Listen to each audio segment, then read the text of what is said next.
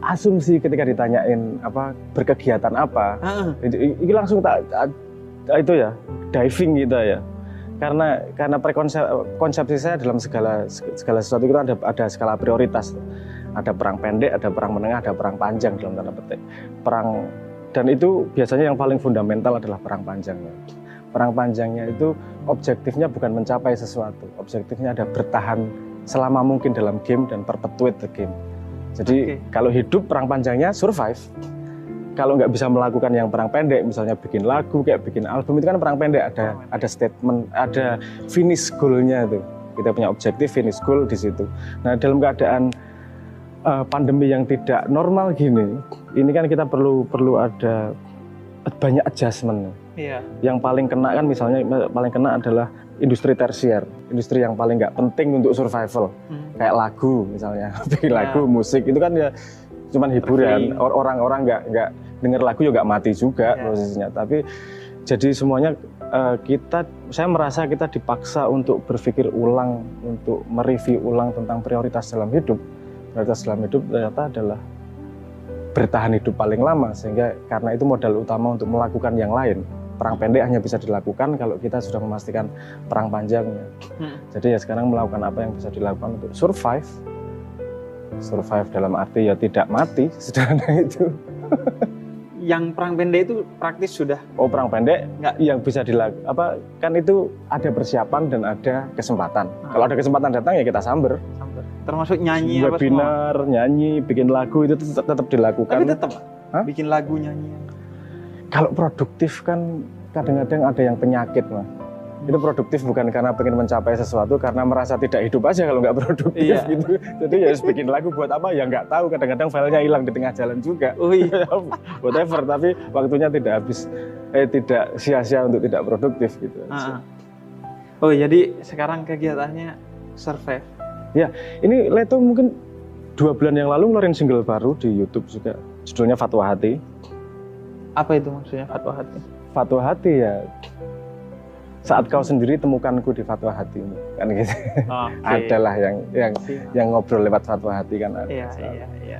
Pakai istilah Jawa, istilahnya ini, istilah Arab, istilahnya ini, pakai India, istilahnya beda-beda, tapi konsepnya sama. Ada sesuatu yang ngomong sama kita, yang deep down hanya kita personal sambungan kan.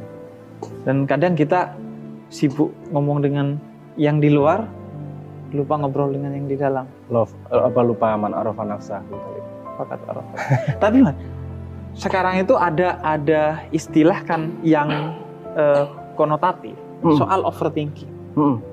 Jadi kalau orang banyak memikirkan dirinya, itu seolah-olah negatif gitu. Terlalu berpikir tentang dirinya. Gak usah terlalu berpikir tentang dirimu lah. Selalu ada gini ya, selalu ada proporsi. Kalau saya ngomong bahwa nggak usah mikir diri lah, nggak benar juga. Kalau jangan thinking tentang dirimu juga, overthinking, nggak juga.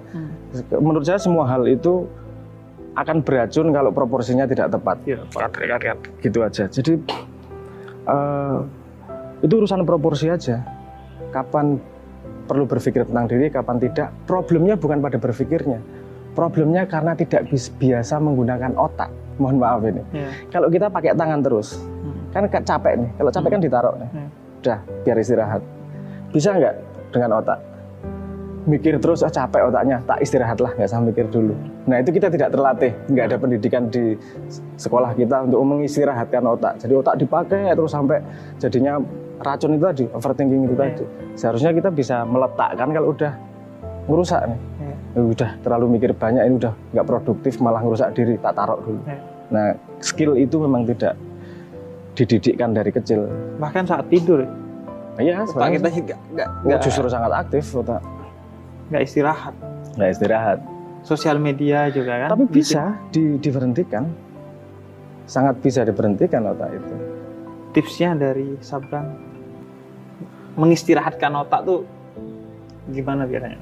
Kita bersinggungan dengan lingkungan itu kan lewat indera. Lewat indera kita, mata misalnya. Kita kan nggak benar-benar tahu kursi.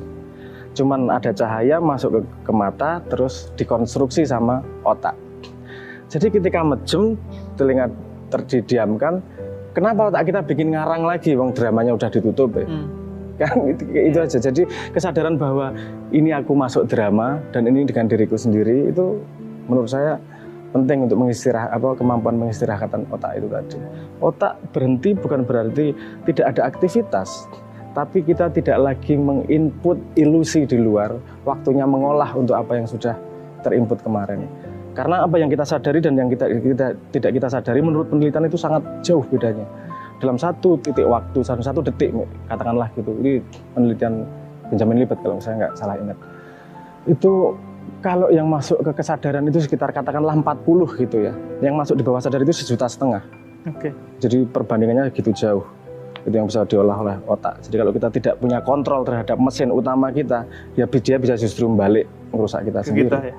Iya, karena masalah overthinking, masalah introvert dan lain sebagainya di anak muda itu insecure itu tinggi sekali, sampai saya lupa penelitiannya siapa, 10 anak muda itu 1 pasti punya masalah mental.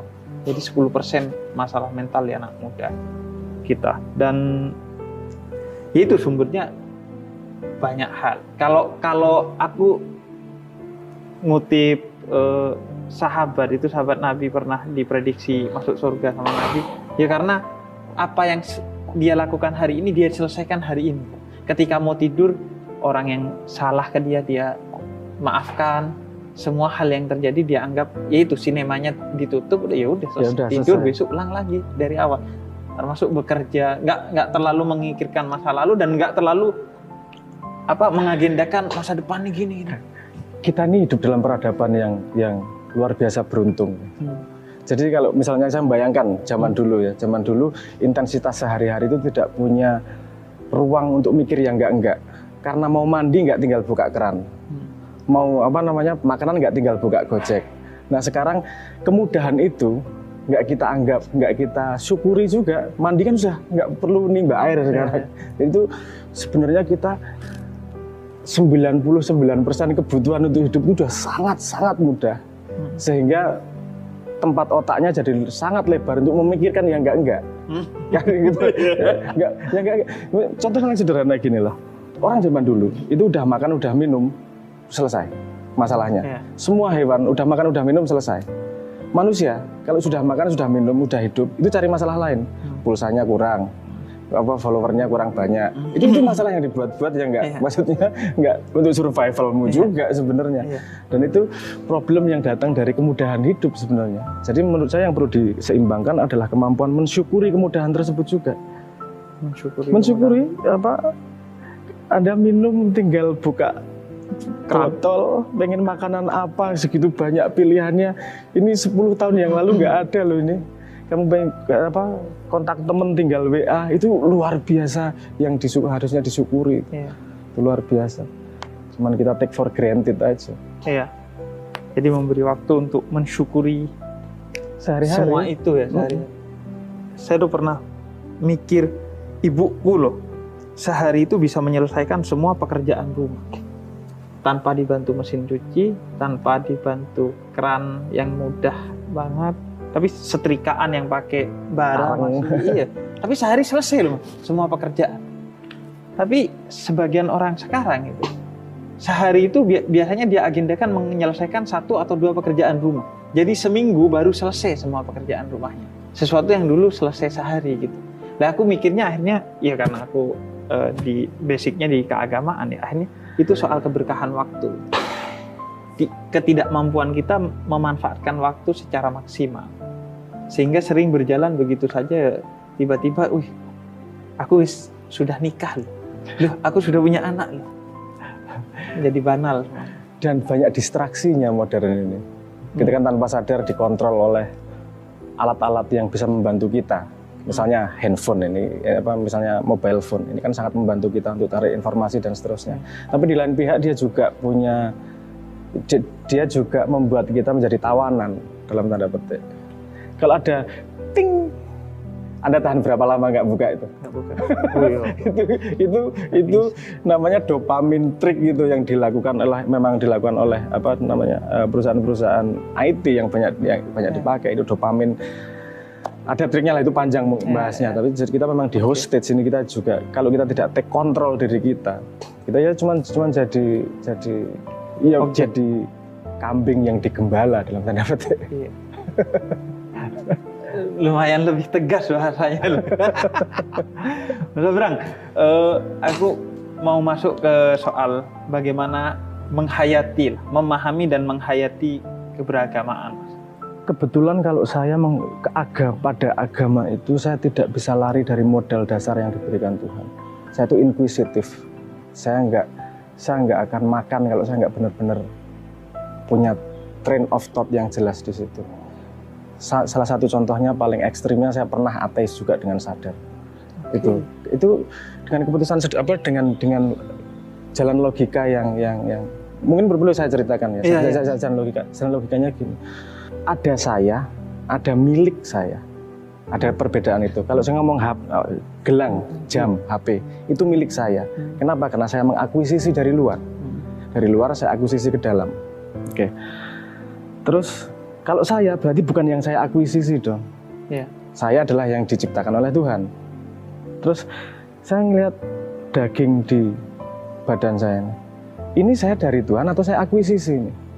Oh, ternyata dari luar ke saya. Saya makan jadi daging, jadi badan. Saya mikir yang di otak saya pengetahuan saya atau yang saya akuisisi. Oh, saya dengar dari lingkungan, dengar dari bapak, dengar dari ibu, dari sosial yang saya akuisisi, sehingga kemudian untuk urusan agama sehingga saya bersyahadat. Terus saya bertanya, yang bersyahadat saya atau milik saya nih? Kalau yang bersyahadat adalah milik saya, berarti saya belum pernah bersyahadat. Aslinya saya belum pernah bersyahadat. Saya hanya mengakuisisi syahadat itu. Saya tidak bersaksi, saya hanya membeu kalimat bersaksi itu. Saya benar-benar belum bersaksi. Jadi saya belum beragama ini. Saya cuma mengadopsi konsep agama ini. Saya belum betul-betul bersaksi ini terhadap Tuhan, belum benar-benar bersaksi. Kalau syahadat sendiri kan kalimatnya bukan suruh percaya sama Tuhan, bukan suruh percaya sama Kanjeng Nabi, suruh bersaksi. Saksi itu tidak dengar-dengar, tidak mengakuisisi. Saksi itu kan benar-benar menyaksikan, benar-benar mengalami pengalaman tersebut. Nah, jadi saya memutuskan, Tuhan, kalau memang saya diberi jalan, saya akan berangkat dari ketidaktahuan. Karena semua yang saya miliki semua adalah saya akuisisi dari luar ini. Yang mana yang dari sampean ini yang mana? Sehingga kalau saya mau bersaksi, saya mau ya saya yang bersaksi, bukan akuisisinya ini. Makanya itu saya kemudian meriset semuanya. Saya bukan siapa-siapa, saya nggak tahu apa-apa. Jadi kalau saya mau masuk Islam atau tidak, saya pun juga nggak tahu. Karena saya sayang saya sendiri, mana juga nggak tahu. Nah, proses itu kemudian berjalan cukup panjang. Sampai posisinya bahwa gini, analisis waktu itu kan menggunakan akal semuanya. Karena rasa itu tidak melalui proses sebab akibat. Rasa itu kan triggernya gini aja, rasa. Kalau akal itu kan sebab akibat. Nah, waktu itu kemudian saya sempat gelandang beberapa bulan. Jadi gelandangan karena memang tidak punya duit untuk makan. Jadi gelandangan cukup lama saya di luar. Terus karena pikiran utilitarian, daripada mati ini survival, tak mampir di masjid lah. Mampir di masjid itu bukan urusan pengen jadi Islam. Itu bisa urusan survival daripada mati ini. Karena saya ingat kalau saya ingat di Indonesia waktu itu di masjid mana aja kan diterima. Kan gitu. Ya wes tak ke masjid lah, masuk nggak hidup gitu. Terus akhirnya di sana, yes, tinggal di sini nggak. Ditanyain, kamu kok nggak pulang? Saya nggak punya rumah. Saya numpang tidur di sini boleh? Oh boleh. Dikasih kasur, kasur lipat, dikasih bantal. Bantu-bantu ya? Iya. Kemudian saya jadi di masjid jadi pembantu. Masjid. Marbot deh. Oh, lumayan lama ya. Masa ya selesai. Lumayan.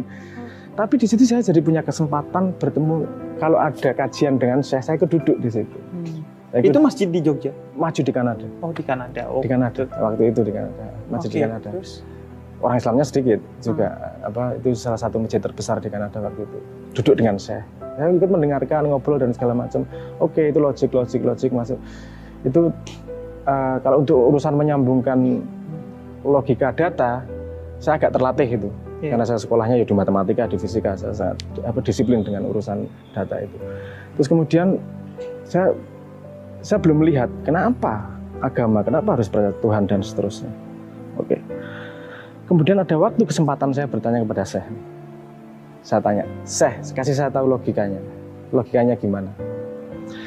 Benar nggak Tuhan Maha Adil? menurut agama. Karena saya melihat agama adalah sebuah sistem. Syarat dari sebuah sistem untuk benar, dia harus valid, kongruen. Tidak ada dua statement yang saling berlawanan. Dia harus, sistem itu harus valid. Saya bertanya statementnya dulu, Tuhan Maha Adil benar nggak? Benar. Setan itu masuk neraka benar nggak? Benar. Setan berkembang biak benar nggak? Benar. Nanti ada hari akhir benar nggak? Benar. Itu statement agama semua? Iya, kata dia. Saya bertanya pada sebuah kondisi ini. Ketika setan berkembang biak punya anak 1 detik kemudian kiamat dia belum sempat melakukan dosa apapun, dia masuk neraka atau surga? Kalau dia masuk surga, berarti Tuhan salah, statement setan masuk neraka. Dan kalau dia masuk neraka, berarti Tuhan tidak adil, dia belum melakukan apapun. Itu yang membuat saya masuk Islam, itu jawaban Syekh. Karena jawaban dia tidak menggunakan logika hitam putih, dogma. Jawaban dia menggunakan Bayesian logic. Jadi dia tanya gini, oke, itu logik yang sangat valid, tapi semua logik itu berdasarkan data yang dia miliki. Betul, saya. Itu data yang saya lempar adalah data yang saya miliki. Jangan lupa semua data punya asumsi yang disadari atau tidak disadari. Betul, saya. Oke. Sekarang saya tanya, menurutmu setan berkembang biaknya gimana? Nggak tahu, saya berasumsi dia ya kayak manusia. Saya yang nggak tahu. Itu yang keren dari yang menurut saya. Saya juga nggak tahu setan berkembang biak seperti apa. Seandainya saya ngomong gitu. Seandainya setan berkembang biaknya membelah diri gimana? Jadi makhluk yang baru juga melakukan dosa seperti makhluk yang sebelumnya. Ketampar saya. Oke, berarti ketidakmampuan saya memahami komprehensi agama itu bukanlah datang dari limitasi agama, tapi datang dari limitasi pemahaman saya dan data yang saya miliki. Oke, berarti kemudian dalam sistem agama saya harus masuk pada aksioma. Jadi yang dalam agama itu yang saya percaya sampai saat ini yang saya tinggi posisinya, yang saya percaya adalah Quran. Titik. Hadis itu saya masih ragu kadang-kadang. Kenapa ragu hadis? Apa? Karena periwayatannya. Karena saya lebih percaya, mohon maaf ya nih, saya lebih percaya Piagam Madinah daripada hadis. Ini logikanya adalah Piagam Madinah Kanjeng Nabi pegang langsung. Jadi saya bisa melihat banyak keputusan yang dilakukan Nabi langsung di situ. Tapi ketika hadis itu kan sudah 100-150 tahun dikumpulkan. Itu ada kemungkinan distorsi. Saya nggak ngomong itu salah. Tapi ada probability tidak akurat. Tapi kalau ngomong Quran dan ngomong Piagam Madinah, Quran pasti lebih tinggi. Probability akurasinya sangat tinggi. Saya hanya perlu percaya 100% pada Quran. Yang perlu saya ragukan adalah pemahaman saya terhadap Quran. Itu yang saya ragukan. Nah, jadi kalau kemudian sikap saya terhadap tafsir itu jadi tidak seperti pada Quran. Tafsir itu itu interpretasi produk pemahaman, dan saya juga punya hak produk pemahaman. Saya tidak merendahkan itu, saya harus belajar sebanyak mungkin. Kalau saya mengistilahkan seperti wudhu. Kalau Quran itu air mutlak. Kalau tafsir itu mustakmal, udah bekas wudhu orang. Saya harus mengumpulkan banyak ini agar untuk bisa diwudhui lagi. Harus mengumpulkan sangat banyak, dan saya juga harus mempertimbangkan yang Tuhan langsung berikan kepada saya. Itu akal, pengalaman, pemahaman, dan saya harus siap berubah setiap saat, harus siap salah setiap saat. Nah, pemahaman agama saya adalah dinamis jadinya. Pemahaman agama saya adalah mencari koherensi. Jadi saya melihat Quran itu utamanya adalah representasi dari koherensi truth. Bukan urusan data sebenarnya. Menurut saya data itu nomor 2. Nomor 1 adalah operator dalam Quran itu sendiri. Operator kausalitas antar data, ya misalnya Tuhan dengan nabinya, nabi antar gini dengan kejadian yang dialami. Itu kan menghasilkan operator yang menghasilkan tingkat probabilitas validitas yang berbeda tuh. Tingkatnya tuh. Nah, saya melihat itu sebagai sebuah sistem yang lengkap itu. Karena saya melihat itu sebagai sebuah sistem, saya kemudian bisa menerjemahkan bentuk Quran dalam alam semesta. Oh, ini ayat Quran beneran, ini sama nih operatornya, sama operatornya. Jadi itu kemudian menjadi kacamata paradigma yang saya miliki. Nah, kalau pertanyaan jenengan tadi, mohon maaf jawabannya panjang banget ya. Kalau pertanyaannya tadi adalah bagaimana Anda memandang agama? Saya memandang agama adalah modal paradigma untuk melihat jagat yang di luar saya. Modal paradigma. Jadi bukan kepercayaan terhadap sebuah data, satu data, tapi adalah sebuah komprehensi paradigma yang menjadi kacamata untuk bisa melihat dunia lebih apa adanya. Lebih apa adanya itu itu garis bawah penting itu. Karena kalau saya melihat dengan pendapat, saya tidak akan bisa melihat apa adanya nih, nggak bisa melihat beneran Tuhan. Dan metodologi terbaik menurut saya sampai saat ini adalah memahami komprehensi sistem lengkap yang ditunjukkan oleh Quran tersebut. Jadi saya melihat Quran adalah sebagai miniatur truth, miniatur truth dari alam semesta yang segitu banyak. Nah, untuk semakin memudahkan sebagian orang memahami, satu contoh coba Mas Abdullah.